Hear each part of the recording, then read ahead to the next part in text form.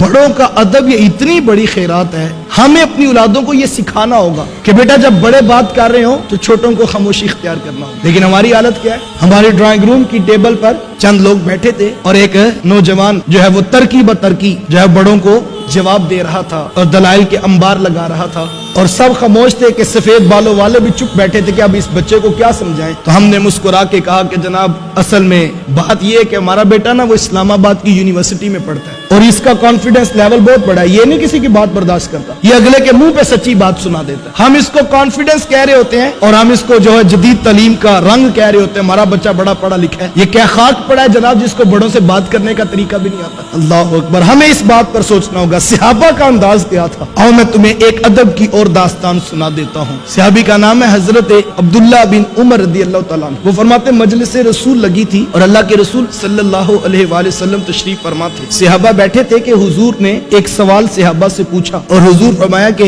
صحابہ یہ بتاؤ کہ وہ کون سا درخت ہے جس کی مثال مومن کی سی ہے؟ اب سب صحابہ خاموش، اور صحابہ فرماتے کہ ہم جنگل کی جڑی بوٹیوں کی طرف غور کرنے لگے کہ کون سا درخت ہے جس کی مثال مومن کی سی ہے، اور اس کے پتے بھی فائدہ دیتے ہیں، اس کا پھل بھی فائدہ دیتا ہے، اس کی جڑیں بھی فائدہ دیتی ہیں۔ فرماتے ہم سوچنے لگے کہ وہ کون سا درخت ہے جس کی مثال مومن کی سی ہے اور جو نفع بخش ہوتا ہے۔ فرماتے تھوڑی دیر جب گزری اور کسی کو جواب نہ آیا تو حضور علیہ السلام نے وقفہ سکوت توڑتے ہوئے خود ارشاد فرمایا کہ صحابہ وہ تو کھجور کا درخت۔ اب مجلس برخاست ہوگی، صحابہ اٹھ کر گھروں کو جانے لگے۔ جب گھر پہنچے تو حضرت عمر رضی اللہ تعالیٰ عنہ کے بیٹے اپنے والد ماجد سے عرض کرتے ہیں کہ ابا جی آج حضور نے سوال کیا تھا نا، اور حضور نے پہلی پوچھی تھی کہ وہ کون سا درخت ہے جس کی مومن کی سی مثال ہے؟ حضرت عمر رضی اللہ تعالیٰ عنہ فرمایا کہ ہاں بیٹا حضور نے یہ بات پوچھی تھی۔ تو کہا کہ پھر جواب اس وقت تو کسی کے ذہن میں نہیں آیا۔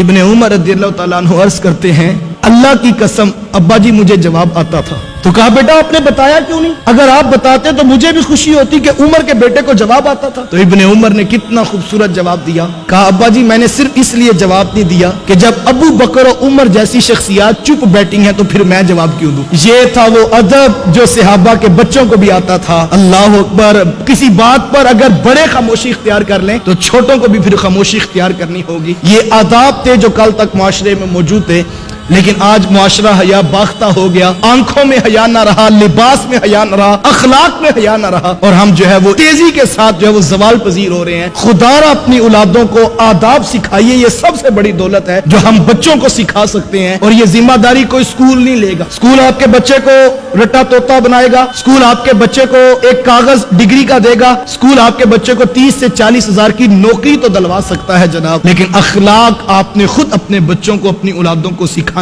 ہیں۔ اور اس کا بہترین طریقہ کیا ہے، کس طرح اولادوں کو یہ اخلاق سکھائے جا سکتے ہیں؟ جب آپ اپنے گھروں میں وقت دیں گے، اپنی اولادوں کے ساتھ وقت گزاریں گے تو آپ کی اولادوں کو خود بخود اخلاق سیکھنے کا موقع نصیب ہوگا۔